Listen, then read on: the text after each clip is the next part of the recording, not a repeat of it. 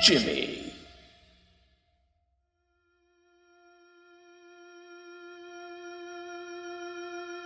Welcome to Nerd Out at Spotify, where we bring you behind the curtain of the world's most popular audio streaming subscription service. Machine learning, open source, clouds, tabs versus spaces. We'll talk to Spotify engineers about interesting tech issues, big and small. I'm Dave Zalatuski, principal engineer at Spotify, and it's December once again, which means it's the nerdiest season of all, Advent of Code. As we shared in our 5th episode, Eric Wastel's yearly, December-long challenge has become a beloved and highly competitive tradition here at Spotify.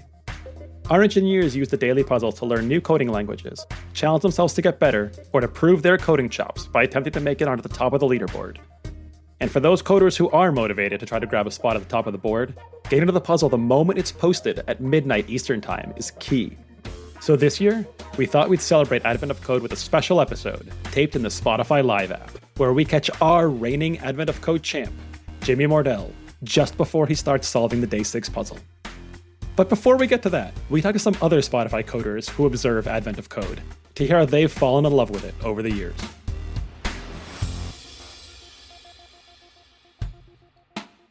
My name is Marcin Florian. I'm a director of engineering and I have been at Spotify for over 7 years. What I really love about Advent of Code is the fact that all these puzzles really neatly and in a very smart way connect into this big story of anticipation of Christmas. That they're engaging and they have a theme, and that theme really keeps you going. You really want to get those stars.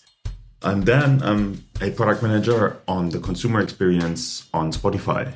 What Advent of Code really gives me is a lot of joy of solving problems in a quick way. So sort of quick dopamine on problem solving. Super, super fun. When I read the descriptions and I'm finding this complex at first, but then I find just a way to express it in code, it suddenly falls into place at times. And it's just an extremely fun piece that just gives me a lot of excitement. I'm Eric. I'm a software engineer at Spotify. So some of the things I've learned is how to tackle a problem. Like, my approach is often very different from other people's approach. So I love reading about it and learning how people tackle a problem differently. Also, I learn about different coding paradigms, whether you use a functional programming or a more imperative programming language. It's really two different ways of solving the same problem. And also like switching up programming language. So this year, I'm actually doing it in Python and Scala, and learning a lot on both of these languages. My name is Patrick Balestra, and I am a staff engineer working on mobile developer experience at Spotify. It's kind of funny, but my girlfriend is the person pushing me to try and solve the problems every year. She loves reading the stories behind the problems with me, but doesn't know how to code yet. We try to solve every problem together over breakfast, and I hope this will get her interested in coding even more. Even though I don't have the time to finish all the problems every year, I still enjoy writing code and training myself to spot all the possible things that can go wrong with my code. I find this has helped me become a better programmer and debugging problems faster in my day-to-day job. And what really giving me the most pleasure is that I connect to friends around the different quizzes every day, and I talk to them. This could be aspiring coders, this could be colleagues, and we sort of connect over the problems at times, and we teach each other little bits of making things better. So what do I love about Advent of Code? The first thing is the community. It's really an event that gathers a lot of programmers from beginners to experienced, all trying to solve these challenges. So for example, I teach a Python beginners class, and I shared the concept this year with my students, and they've been participating up to day 5. And so far they love solving these problems. They help each other, they share the solution and learn from each other, ask questions. So it's a great learning opportunity. It's a fun way to learn. By solving problems, you can learn about a new programming language, or you can even brush up on your data structure and algorithm skills. And I also really love the feeling you get in the morning when the new challenge is out.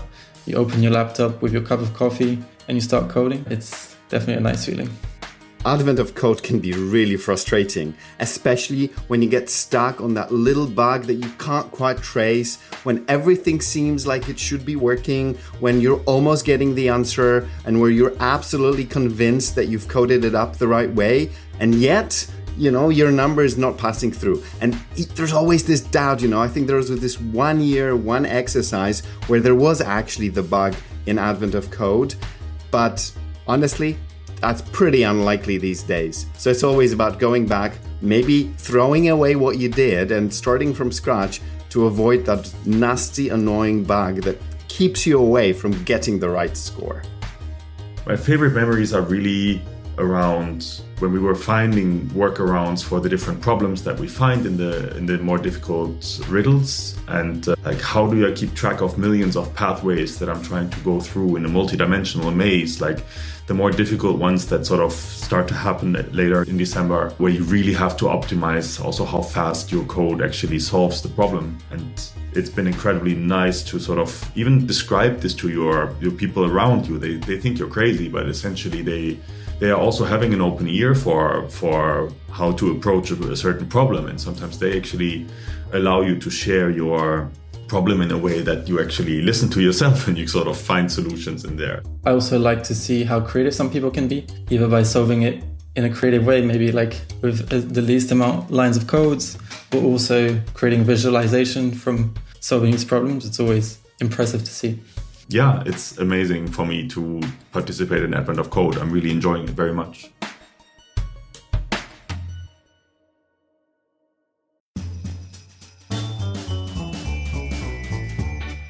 All right, hello everyone, and welcome to a special live episode of Nerd Out at Spotify. I'm Dave Zalatuski, and it is 11:47 p.m., practically midnight in Boston. And I am hiding out in my basement so I don't wake my kids recording this. But I'm doing the same thing that a bunch of other people at Spotify are. I'm staring at adventofcode.com and waiting for the next puzzle to load, getting my IDE prepared. For a little more information on what Advent of Code is, go back and listen to episode 5, where a few of us talk all about the puzzles and how they affect us all at Spotify and how a whole bunch of people at Spotify get involved in them, why we love it. There are close to 500 people in just our Advent of Code Slack channel, which means there are probably a bunch more doing it that aren't even in that channel. And it's super fun, it's stressful, it's a great way to challenge ourselves to compete, and I don't know, we just all love doing this thing. I want to share a little bit of fun here and try it on Spotify Live, see how we do. So we've got a few people from Spotify that are going to join me here, so we can try to solve the puzzle together and hear about how they do it. And this year, I haven't been quite as competitive as I have in some past years. I'm sitting somewhere around 110th place on our Spotify leaderboard. So I want to make this a little bit more interesting and bring in some of the guys that are at the top of the leaderboard. I'm joined today by NGN, our Chief Architect and VP of Engineering. And when I look at Slack, it tells me that it is 5:49 a.m. for him. So good morning, Nicholas. How are you doing? Morning. I am quite tired. NGN and I had a one-on-one about 13 hours ago at work on completely different topics. And since then, out here in Boston, I had a full day, did a bunch of stuff with my kids, had a typical evening at home, and hung out and watched the basketball game while I waited for this to start. And I imagine during that time on Nicholas's end, he had a reasonable night and actually got some sleep. So we had a fun conversation how he would talk to me tomorrow, but I was going to talk to him just later today. That's just one of the fun things we get from getting into this puzzle and doing Advent of Code across all these time zones. Let's see if we can get Jimmy out here. Jimmy is kind of a Advent of Code and generally programming legend in the Spotify circles. He's pretty much always at the very top of our leaderboard. He's a guy that finished 35th on the global leaderboard last year. Though in a funny twist, this year he had a bug on the first day that I want to ask him about.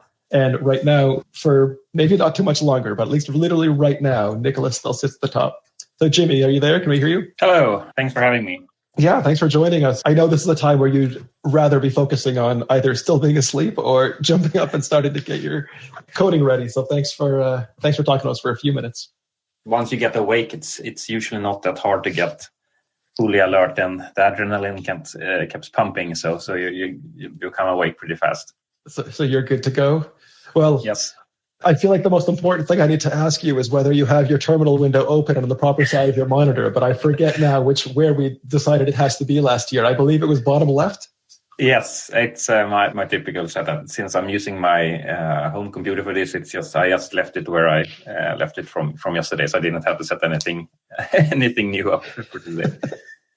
All right, good. So then we shouldn't be worried about you today. If you've got everything set up in all the usual ways, and there's nothing new from last year.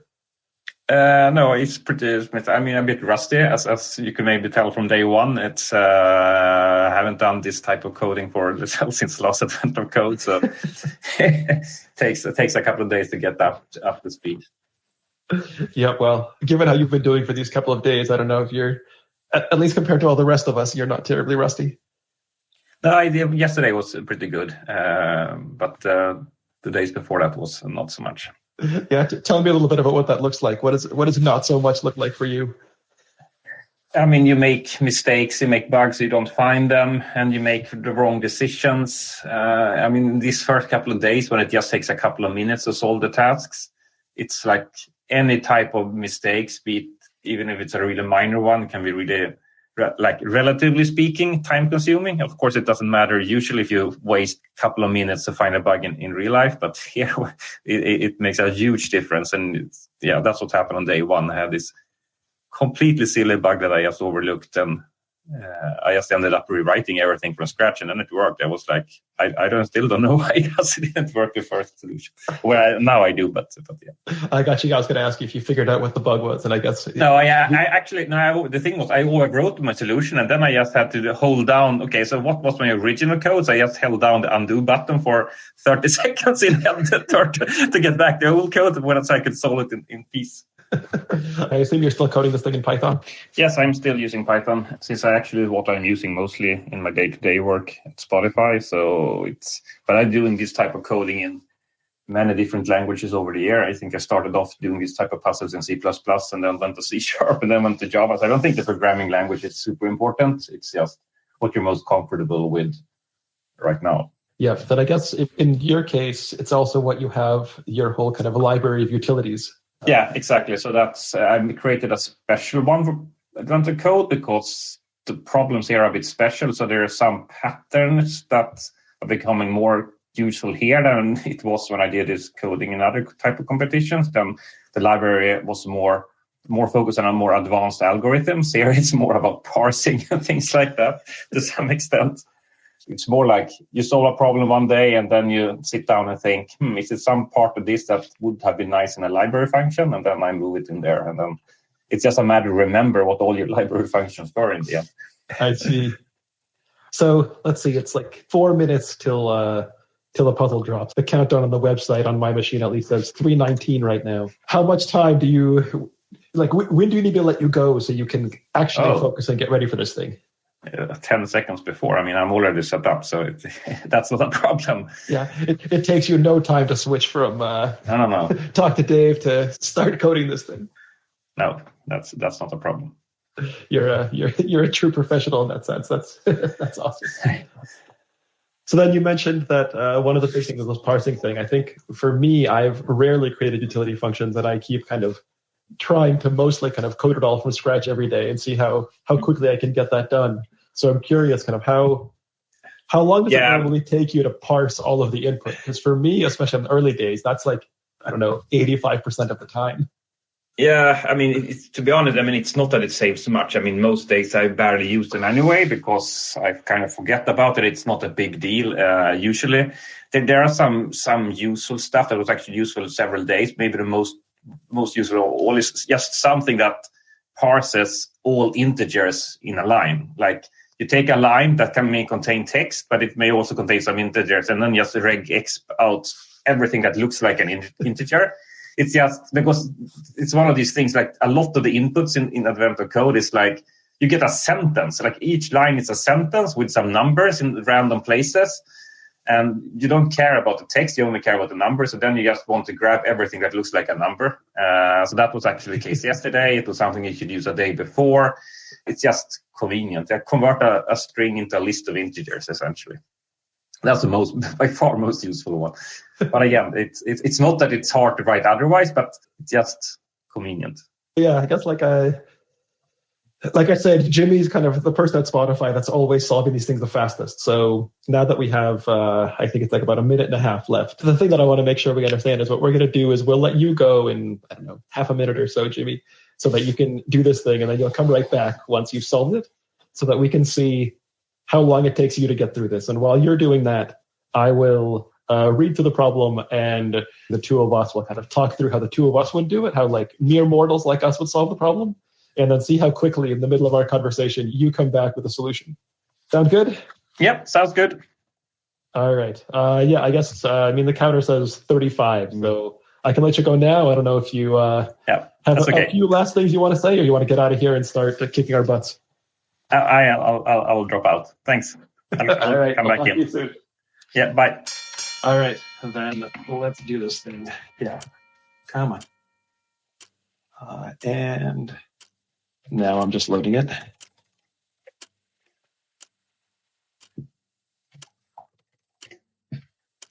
Problem day 6. All right. Tuning trouble. All right. This is a relatively long one, so I will read it, but I'll try to skim through some of the kind of longer, potentially not as relevant to getting through this thing parts. All right. Preparations are finally complete. You and the elves leave camp on foot and begin to make your way towards the fruit grove, the Star Fruit Grove. As you move through, one of the elves gives you a device. So it has many fancy features, but the most important one to set up right now is the communication system. Because he's heard you have a significant experience with dealing with signal-based systems, he convinced the other elves it would be okay to give you their one malfunctioning device. Surely you can fix it. Let's see, as if inspired by comedic timing, the device emits colorful sparks. To be able to communicate with the elves, the device is to log onto their signal. The signal is a series of seemingly random characters. To fix the communication system, you need to add a subroutine to the device that detects a start of packet marker in the data stream. In the protocol being used by the elves, the start of the packet is indicated by a sequence of 4 characters that are all different. All right. The device will send your subroutine a data stream buffer, which is your puzzle input. Your subroutine needs to identify the first position where the 4 most recently received characters were all different. Specifically, it needs to report the number of characters from the beginning of the buffer to the end of the first such 4 sequence marker. And then there's an example, and it talks to the example. After the first 3 characters, MQJ, there haven't been enough characters received to find the marker. The first time marker could be as the 4th. And it's MJQJ, J is repeated, so it's not the marker. The first time it appears is the 7th character. So then you turn 7, and then there are a few more examples. All right. So I guess let's see, I do this thing in Python in PyCharm. So I will grab PyCharm. I put the first input into my test input file. And then I will start just reading this line. So the input is, as described in the puzzle, is just a string of characters that looks kind of like gibberish. And so I just want to parse that. All right, let's see. I don't know. NGN. Yes, I'm trying out the focus as we speak. Perfect. All right. Yeah. I'll try to talk through what I'm doing. And I don't know, if you're doing something far more brilliant, feel free to say something. But I am just trying to walk every character in the line and keep track of the past 3 that I've seen. And if let's see, I guess I'll keep track of I want to keep track of a moving window of the most recent 3 I've seen. And I just have to figure out how exactly I want to do that. Yeah, I'm doing something very similar. And then we'll see. I guess we'll see what part 2 is, but I would be surprised if Jimmy has not finished part 1 already. In fact, Jimmy has now, I just refreshed the leaderboard. It looks like Jimmy has finished both parts.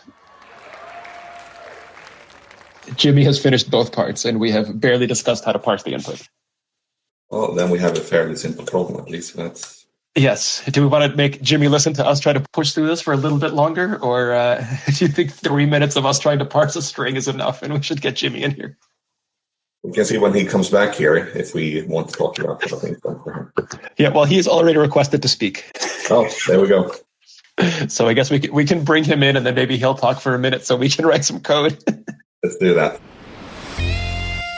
Jimmy. All right, Jimmy. Hello. Hello. How are you doing? So far, I have started looking at the first character in part 1 and read the problem. And I imagine you skipped the reading the problem part and thus have solved it. Pretty much. It didn't require so much reading to figure out what to do. Yep. So tell us a little bit about what you did so that I can write some code of my own. I mean, first, you didn't really have to parse any input. It was, I wouldn't even call it parsing it. It's just one line, which actually was, I think I got wrong. I thought there were multiple lines until I looked at the scene. But it was a very short and sweet one today. Surprisingly short and sweet. And I see a lot of more Spotifyers are now done as well. I'm done as well. So yeah, the problem was to find a unique set of, I guess I'm probably wanting 4 characters in this long string of input that we got. And I just did it by ugly creating one character at a time over the string and digging out the 4 characters I needed. Then I did a comparison of the length of the set of that string, which will give the unique characters in it. Length of the string. Part 3 was the same, but instead of 4, it should be 14. So that was a pretty easy one. I did have a bug though. You were supposed to give the character at which the sort of end of that non-repeating string was, and I tried it first with the start of that string, so I had to wait for a minute and then submit again. Did you do something similar, Jimmy? My solution was just 3 lines or something like that. So almost four lines maybe. I looped over the length of the string and took using Python string set operators the last 4 or 14 characters and put them in a set and checked that the length of the set was the same as the range you're looking for. And then I just messed up. I didn't make it to the global leaderboard because I had to retype the line 2-3 times because I messed up the indices and things like that. And that's one of these smaller. I mean, it's not even a mistake. It's just you didn't type exactly the right thing in the first go, and then when it just took 2 minutes to solve it like this, then you have absolutely no chance for a global leaderboard.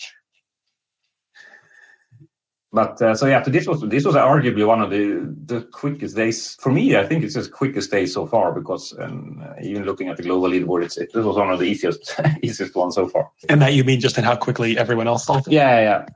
What was your finishing time? 2.5 minutes the first one, which is not bad, I guess. But looking at the number of lines, and I definitely did not spend more than 30 seconds reading it, so there were room for improvements. And in particular, when it's the second part, it was like, this is the problem already said. This is the same thing, but it's just 14 instead of 4. I mean, then it should be no more than 5 seconds, but I still somehow managed to mess up, replacing my number 4 with 14. I don't know how, because it was really just replacing one number. So it still took 30 seconds instead of 5, but well.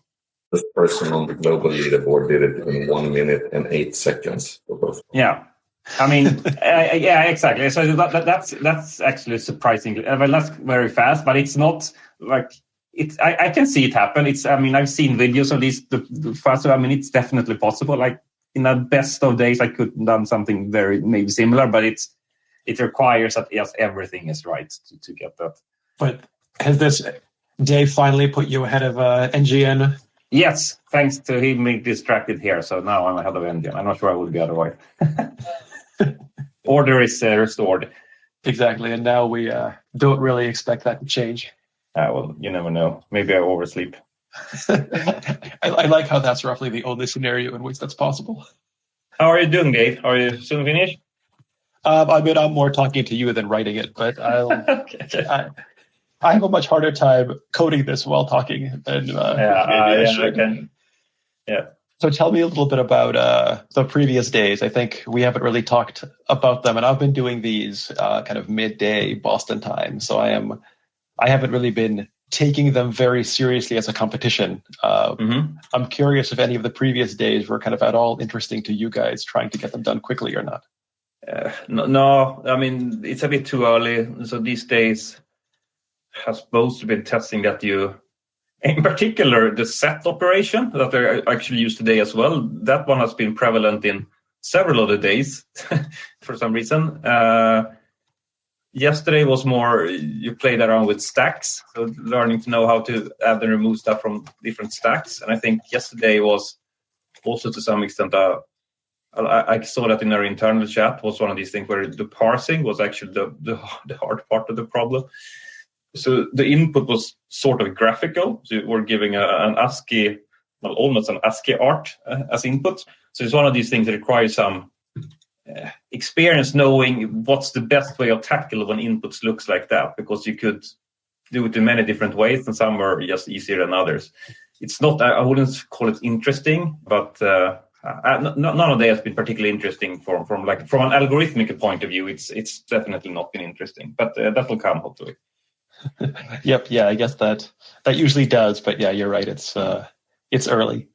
As Jimmy said yesterday, you sort of got this ASCII art illustration of a set of hacking containers, and that the parsing of that seems to have been something that people struggle with. Other than that, hasn't really been anything hard. So. I think the parsing was interesting in that. I mean, some people even, and I could definitely see that being the fastest way, was just like manually parsing it. Like you looked at the picture and then just transformed it in your head and just typed in, because the input wasn't that big. So instead of trying to parse it with code, you could actually manually hand parse it and just enter into your code. I know some people did that, and that's actually wasn't a super bad idea. Yeah, I think we've had a few times where people found kind of interesting solutions like that simplified solving it instead of coding it, whether it was doing it by hand or like typing it into a spreadsheet or some of these kind of crazy ideas. I mean, last year there was some problem that, like one of the last days, that was the most challenging. It took me maybe an hour to code or something like that. And then some people at Spotify had solved it by hand.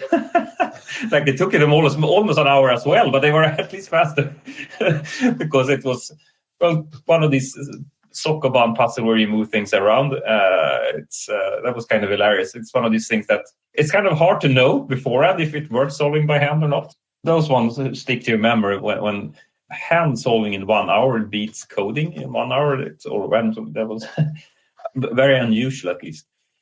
But I'm looking forward to the second half of the year. My feeling is overall that Advent Code has gone a bit easier year after year, maybe to attract more people. I don't know. It's never really meant to be about super challenging algorithms, more a bit, but a lot of people use it to explore new programming languages, which makes sense.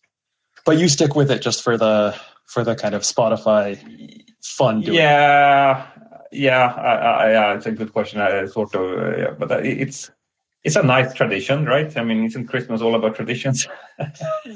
And it's the internal community is getting larger and larger each year, so that's fun. And there's a lot of people golfing the solution, like trying to write the solution in the shortest number of characters. So that's like a contest after the contest, like how few characters can you solve it in? This one will be probably very interesting in that regard. Can't be more than, I don't know, maybe 50 characters, 60 characters. I don't know. I'm guessing here. Let's see. I think someone, Phil Roth, wants to join us. So I'm going to bring him up and see what he has to say. Hey, Phil. Yeah. Hey, no, this is just first year competing in Advent of Code. And I hadn't even been thinking about doing it for speed. And that was kind of interesting. Like just think about how I would change my process in order to do that. You know, you guys going for speed, do you think that introduces any bad habits to your day job? Or do you have to like resist that? Or is it just like two different modes of thinking? I can speak. Yeah, that's a good question. I don't think it introduces bad habits. I mean, if you know what you're doing, it's so different modes. I just think for me, I guess it depends what you work on maybe, but for me, being fast means that I'm able to explore and innovate faster, more solutions, and then just know when to switch to actual proper code is of course a good skill to have as well. I've heard that argument too before. Like, like people criticizing some people to say like, oh, you shouldn't work on typing too fast. Like that's not really a skill in programming. It's more about thinking about the problem and communicating it to people. But then like the person making that argument was like, well, if I type fast, if I can try these things, I can just iterate over more solutions quicker. And I hadn't really thought of that. So it's not only typing fast. I think it's also like being able to fluently translate your thoughts in your head into code. So it's not an obstacle. Like if you get an idea, you don't want to feel it a burden to get that into code. It should just flow from you into the code, because that means that if you get an idea, you can immediately try it out very fast without even thinking, without any cognitive load, so to speak. That's one thing I could think of. Excellent. One thing I enjoy with Advent of Code is that I don't have to write the code in a way that I can maintain, because I'm going to write it and then never look back at it typically. So I do a lot of shortcuts that I would typically never do in actual production code. There's a lot of simple character variable names and things like that. So I can barely go back and read any of my previous. No, I mean, that's true. But the thing is, it actually can matter even within this small time span. So maybe it was 2 days ago, I had to very quickly decide on a variable name for some stuff. And I picked really poor names that actually made me make typos later, just 1 minute later, because the variable names were so poorly named. So I actually got to pay the penalty even within this context. So it does matter even here to some extent sometimes. That's amazing. Actually, that reminds me of a different conversation. All of us tend to upload our solutions to GitHub so everyone else can see them. I don't know if anybody looks at them, but so anybody else can see them. And we've talked in the past about what form we actually upload. Because for me, as soon as I'm done, I just git push exactly what I saw to see exactly what I got done in that minimal amount of time. Yeah, I haven't pushed any code yet this year. I've actually forgotten about it. I should do that, but it's mostly because the code hasn't been very interesting, so I haven't bothered. But I do typically clean up the code afterwards, because not for being ashamed of it, the opposite rather, but more because I want to clean it up and see what could I have done faster, and if there are some new utility function I should have made. But if it's a big difference from the original, I would maybe sometimes save the original in a separate file, but it kind of depends. Yep. Yeah, I've heard that a bit. And I think NGN said something similar. I'm happy to let him correct me, but I've heard him say something similar, that he cleans it up a little bit. And we were just joking earlier today that even with some of the code that we've cleaned up, both of us have a really hard time understanding what it was that we did like a couple years ago when we look back at even this cleaned up code. I looked at last year's day 6 problem just before it started, just to see how complex of a solution can I expect it to be in this day. Very rough.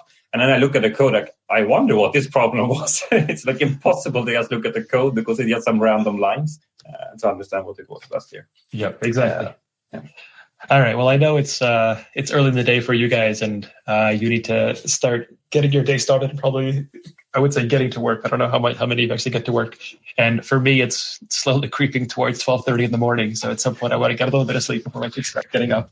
But thanks for joining for this thing, and I'm glad that all is right in the world, and you're back on top of the leaderboard, Jimmy.